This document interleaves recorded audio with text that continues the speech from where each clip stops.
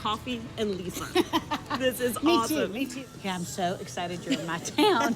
Makes me so happy. Like I feel like I get to eat French fries and dark chocolate today. That's amazing. It's like exciting. And I love this book.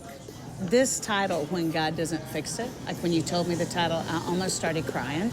Because there's just been so many things in my life that I think I lived under that assumption, which I love the way you call it a myth, that when this gets fixed, then either I'll have faith or life will get better. I'm slowly learning that a lot of times God doesn't fix it. That doesn't mean he's any less faithful or any less good. But you wrote, the myth is things have to get better before I can get better.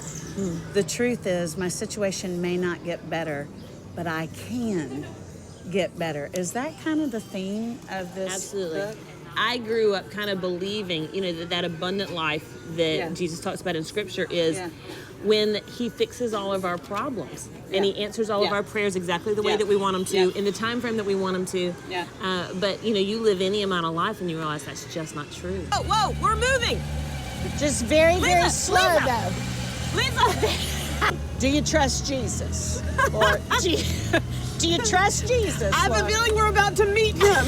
I think the beginning of all this was when, Martin, my husband, got sick 9 years ago and had a brain tumor. And the Lord graciously spared his life and he has improved, but he hasn't gotten 100% better. And there's a chapter in here where I talk about just the difference in our why questions, like, why did this happen to me? Why hasn't God fixed it? All those kind of things. Like the disciples asked, why was he born blind? Why was he born blind?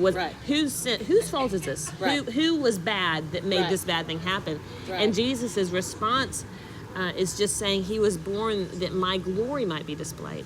And so if we could begin to change from the why questions, which are important in our processing of what's happened to us in our story. Exactly. That's important. But as soon as we can shift over to how might God use this hard situation to bring himself glory? Remember me telling you about how you have to trust Jesus when you can't see around the corner? I trust Jesus, I just don't trust you. You crazy woman. God using you adopting Missy, stirring in your life, and this came out of it. That's right. That's right.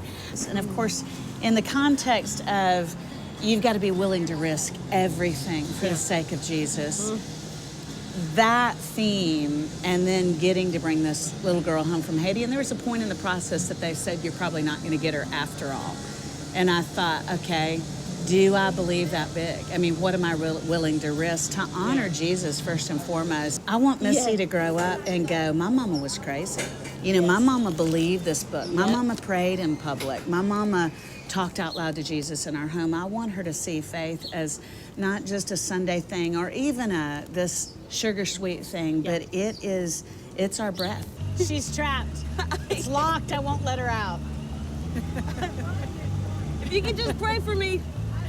Trying would be the operative word. I'm taking a risk for my faith. It's interesting that our books, they're on two different subjects, but such similar content. Same core, I think. Because I believe that how the Lord keeps our faith vibrant is those trials that we walk through. Absolutely. Giving us new circumstances in which to trust him, giving us new scenarios in which to live out our faith. That God never says in his word that we're going to understand our lives this side of heaven. Matter of fact, he says you won't understand it sometimes. Exactly. But he always promises that every chapter of our story, every broken thing we've walked through, whether it's things we've done or things that have been done to us, they all find their purpose in his greater story of redemption. Right. Okay, could you call 911 for me? Or just call my husband and tell him that I love him. And call eHarmony and tell him I want a husband.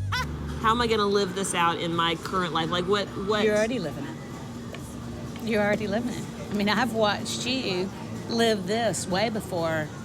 I don't live this every day. You live this better than I do. You're already jumping off cliffs in the dark, not sure where you're going to land. That's why you're able to write this. This is the little sister of this. I live this. It's not an acrostic. There's no 1, 2, 3. It's to run toward Jesus and for him to be our joy more than anything else, for intimacy with Jesus to be our joy.